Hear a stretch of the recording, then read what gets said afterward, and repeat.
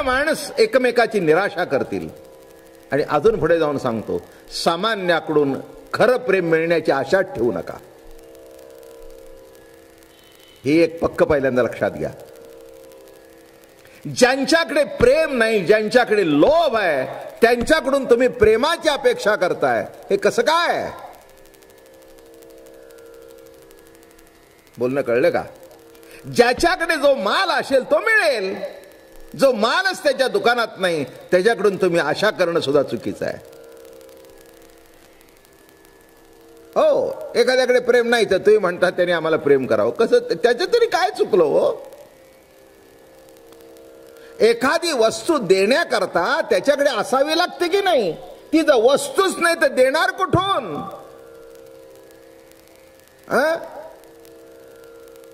बरं का, एखाद्या साध्या घरामध्ये राहणारे कुटुंब आहे, गरीब कुटुंब आहे, आणि त्या बाईनी नवऱ्याकडून शेजारी तिचा एक बंगलेवाला राहत होता, दोघीचं मैत्रीण होती. तिने तिला 50 तोळ्याचे दागिने केले. ही एक भांडू लागली, बघा आपल्या बरोबर शेजारी राहू लागले, त्यांनी 50 केलं. अगं म्हणले, बाई बरोबर आहे, तो दिवसाला 1000 रुपये कमवतो, मला जेमतेम 7 दिवस पाटीवाल्याचं काम करून 100 सुद्धा मिळत नाहीत. आपल्या याच्यात पोट भागतं, जे माझ्याकडे नाही त्याची आशा कशी करतेस? व्यवहार सांगितला. जी गोष्ट आहे त्याची आशा करावी. तसं व्यवहारात लक्षात घ्या, जीवनात लक्षात घ्या, जिथे प्रेम आहे तिथूनच तुम्हाला प्रेम मिळेल. जिथे प्रेम नाही तिथे आयुष्यात कधी अपेक्षाही करू नका. आणि अपेक्षा केलीत तर निराशाशिवाय दुसरं तुमच्या काहीही पदरात पडणार नाही. म्हणून महत्वाचा मुद्दा सांगितला की जिथे प्रेम आहे तिथे जरूर आशा करावी. प्रेम आहे तिथे, मी प्रेमाबद्दल बोलतोय. एक ना एक दिवस प्रभूची भक्ती जर केली तर एक ना एक दिवस निश्चिंत तो डोळे मिटण्यापूर्वी का होईना तुमच्या उघड्या डोळ्यासमोर उभा राहील. कुठेही बोलण्यात अतिशोक्ती नाही, कुठेही तुम्हाला भरमसाठ आशा दाखवलेली नाही. माझ्या प्रवचनातून कीर्तनातून मी असं कधी तुम्हाला काही म्हटलं नाही की माझी एवढी प्रवचनं ऐकली म्हणजे नोकरीत प्रमोशन होईल. माझ्याकडे कोणताच हा भाग नाही आहे.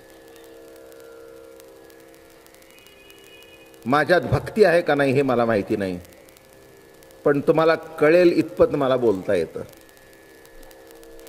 बरं का, याच्यापेक्षा जास्ती मला कळत नाही काही.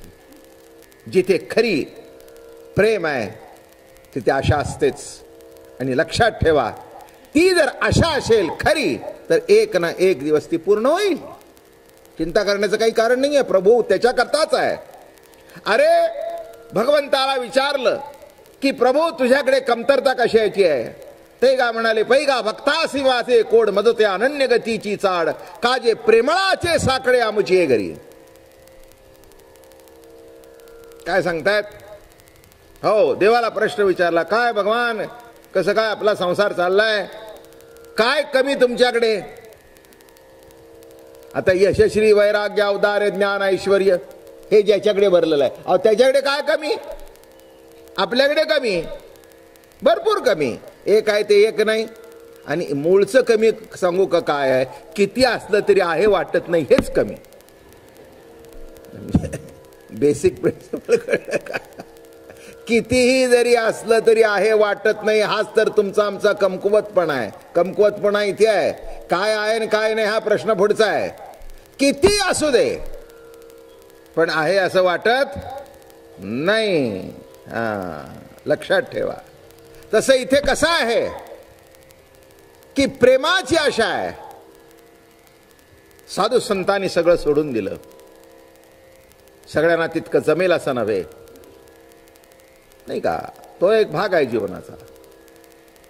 पण इथे तुकाराम महाराजांच्या जीवनामध्ये तळमळ कोणाची होती? भगवंताच्या दर्शनाची. माऊलींच्या विरहण्या म्हणजे काय आहेत? पंढरपुरीचा निळा लावण्याचा पुतळा, विठो देखियाला डोळा, बाई ओ वेधले हो मन तयाची गुणी. क्षणभर विठ्ठल रुक्मिणी न विसंबे. पुढचा ऐका.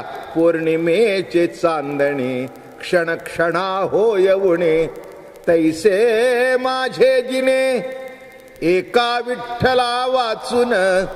माझं जिनं त्या पांडुरंगाशिवाय, विठ्ठलाशिवाय, कृष्णाशिवाय असं आहे असं वाटलं पाहिजे. म्हणून लक्षात ठेवा, भलत्या सज्जाची आशा धरूच नका. गोंधळ करून बसाल. परीक्षित राजाची जेव्हा कथा सुरू झाली आणि कथा सुरू झाल्यानंतर कथेच्या सुरू होण्याच्या पूर्वी सर्व येऊन बसलेले होते. तसं आता आपण येऊन बसताना सगळे. पण त्या श्रोते समुदायामध्ये त्यांचे आजोबा होते पराशर, व्यास, वामदेव, मोठे मोठे ऋषी मुनी तिथे त्या कथेकरता येऊन बसले होते. आणि आले शुकदेवजी आले तिथे. शुक महामुनी आल्याबरोबर सगळेजण उठून उभे राहिले. हात जोडून सगळे उभे राहिले. सगळे उठून उभे राहिल्यानंतर शुक महामुनी स्थानापन्न झाले आणि मग सगळे खाली बसले. अशी पद्धत आहे आपल्याकडे. इथेही आपण त्याच पद्धतीने आदर करता.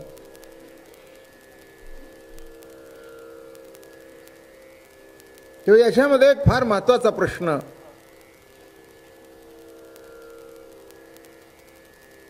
ऋषींनी विचारला, व्यासाना आणि पराशरांना. ऋषी मंडळी म्हणाले व्यासाना आणि पराशरांना, अहो आम्ही सर्व उठून उभं राहतो हे बरोबर आहे, पण आपण तर आजोबा आणि हे तर वडील, आपण दोघे का उठून उभे राहता? हा तर तुमचा मुलगा आहे, तुमच्यापेक्षा वयाने लहान आहे. याच्यातलं वर्म आम्हाला कळलं नाही. हे कसं काय, कसं शक्य आहे? आम्ही उठून उभं राहणं ठीक आहे. तेव्हा विषय चाललाय की शुक महामुनी आले आणि सर्व उठून उभे राहिले. व्यास, पराशर म्हणजे वडील आणि आजोबा हेही उठून उभे राहिले. सर्वांनी प्रश्न विचारला की महाराज, आम्ही उठून उभं राहिलो हे ठीक आहे, पण आपण कसे काय उठून उभे राहिले? आपला मुलगा आहे, आपला नातू आहे, वयाने आपल्यापेक्षा कितीतरी लहान आहे. तेव्हा व्यासही असले आणि पराशरी असले. ते म्हणाले, वयाने जरी आम्ही शुकापेक्षा मोठे असलो, वडील असलो, आजोबा असलो, तरी ज्ञानाने तो आमच्यापेक्षा श्रेष्ठ आहे आणि म्हणून त्याच्याकरता आम्ही उठून उभे राहिलो. हा मुद्दा शुकदेवांच्या बाबतीत लक्षात घ्या. परमहंस होत आहे बरं का, श्रेष्ठतम अवस्थेला पोचलेले होते. पण शेवटी भगवंताच्या भक्तीमध्ये एकरूप होणं याच्यातच त्यांना आनंद वाटला. केवळ ज्ञान चिकित्सा नव्हे, ही भागवत कथा त्यांनी सांगितली. आणि ती कथा सांगत असताना काय श्रद्धा, काय प्रेम. सहज कृष्ण प्रभूचं स्मरण झालं, सहज राधेचं स्मरण झालं. तर राधेचं नाव सुद्धा घेऊ नये, नाव घेतलं तर समाधी लागावी, अशी एक अलौकिक अवस्था त्यांना प्राप्त झाली होती. असे हे शुकदेवजी गोपी गीताच्या माध्यमातून गोपिकांचा विरह मांडत आहेत.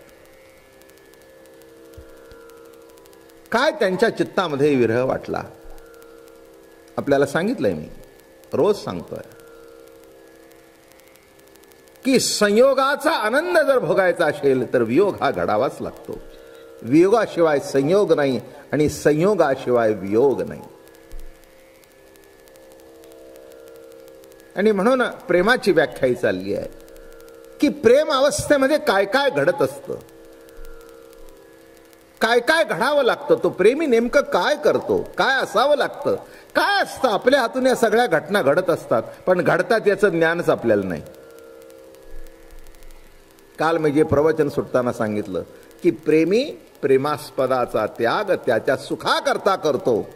हे जे काल आपल्याला मुद्दा मांडला की त्याच्या सुखाकरता त्याचा त्याग. काय शब्द मांडला? त्याच्या कल्याणाकरता त्याचा त्याग. अलौकिक आहे नाही का? ज्याच्या करता नवस, ज्याच्या करता खटपट, ज्याच्या करता संसार, त्याचा त्याग, किंबहुना त्याच्या कल्याणाकरता त्याचा त्याग. हा एक जसा मुद्दा मांडला. असं सांगत सांगत आपल्याला एक मुद्दा सांगितला की कोणत्याही गोष्टीचा अभिमान करू नये प्रेमामध्ये.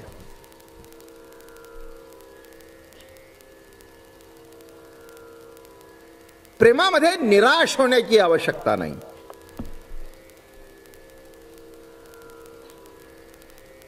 बरं का? खऱ्या प्रेमामध्ये निराश होण्याची आवश्यकताच नाही. केव्हा तरी मिलन घडेलच हे निश्चिंत असतं. उद्याचा दिवस कसा उगवेल हे माहिती आहे का? पोरं बाळक कशी निघतील माहिती आहे का? किती दिवस टिकतील हे माहिती आहे का? अहो काहीच माहिती नाही, मग कशाची आशा करताय? मग आशा कोणाची करावी? जे शाश्वत आहे त्याची. शाश्वताच्या आशेकडे घेऊन जाणं एवढंच माझ्या प्रवचनाचा उद्देश. बाकी काही नाही. बाकी आहेत मुलं बाळ, घर दार, संसार तुमचा तुम्हाला चांगला आहे. एकच व्यक्ती आता माझ्याकडे बसली होती. मला म्हणाले काय ह्याला, मला ह्याची काही गोडी बिडी नव्हती. गेल्या वर्षी चुकून आलो आणि आता चुकवत नाही.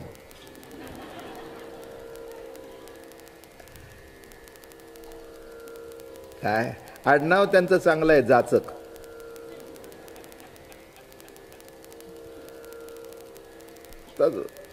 मला एकच जाणवलं बोलता बोलताना, इथे आल्यानंतर त्यांना असं वाटत असेल एक तास का होईना संसाराच्या जाचातून सुटलो. त्यांचं आडनाव जाचक असेल पण इथे बसलेले सगळेच जाचक आहेत. कुणाला जाच नाही. कल्पनेची सासू तिचा बहुतची जाचू. काय म्हटलं मी? कल्पनेची सासू तिचा बहुतची जाचू. कुणाला जाच नाही. जाच नसावा म्हणून सासू सासरे सोडले जातात. तरी तक्रार असतेच. अहो आपण त्यांच्याकडून बाहेर पडलो सासू सासरे, तुम्ही मला पुन्हा जाच करताय. मग म्हणला काय तीर्थ घेऊ का तुझ्या पायाचं? ही प्रवचन एवढ्या करता आहेत की तुमच्या अंतःकरणामध्ये त्या परमात्म्याची भक्ती प्रगट व्हावी. आणि ती प्रगट झाल्यानंतर मला असं वाटतं बाकीचं काही मागायची गरज नाही. ती तुमची गरज आहे. ती गरज देव तुमच्या दारात चालत आणून पोच करेल. नाही का? तुम्ही प्रभू सोडून वस्तू मागताय. बाई प्रेम सोडून दागिने मागते नवऱ्याचे. काय उपयोग आहे? नवरा सुद्धा क्षमा करा बोलण्यापूर्वी. प्रेमाने बघत नाही, तिच्या देहाकडे बघतोय. संपलं सगळं. संपलं सगळं. प्रेम हे देहाच्या पलीकडे आहे. रक्त वर दिसत नाही, तसं चामडीच्या पलीकडे रक्त आहे, तसं प्रेम सुद्धा देहाच्या पलीकडे आहे. नाही का? हात फिरवला म्हणजे प्रेम आहे असं समजू नका. आणि एक सांगू का? प्रेमाने हात फिरवलेला कळतोच. वासनेने हात फिरवलेला कळतो. लोभाने हात फिरवलेला कळतो. हे ज्याचं त्याला कळतं. कारण फिरवणाऱ्यालाच माहिती आहे मी कसा फिरवतोय. माझं बोलणं कळलं का? एखाद्या पाठीवर थाप टाकण्यामध्ये जर विषय असेल तर तिला जाणवेल की हा विषयाचा हात आहे. प्रेम असेल तर जाणवेल, मग म्हणेल आज माझे वडील गेल्यानंतर तुमचा हात माझ्या पाठीवर फिरला. माझं बोलणं कळलं का? त्या हात फिरण्यामध्ये पुरुष विसरला, कोणी हात फिरवला हे विसरला, पण त्या हात फिरवण्यामध्ये निखळ प्रेम असल्या कारणाने पुरुषाचा जरी असला तरी त्या हातातून हात जाणवला, ते निरापेक्ष पित्याच्या प्रेमाचा.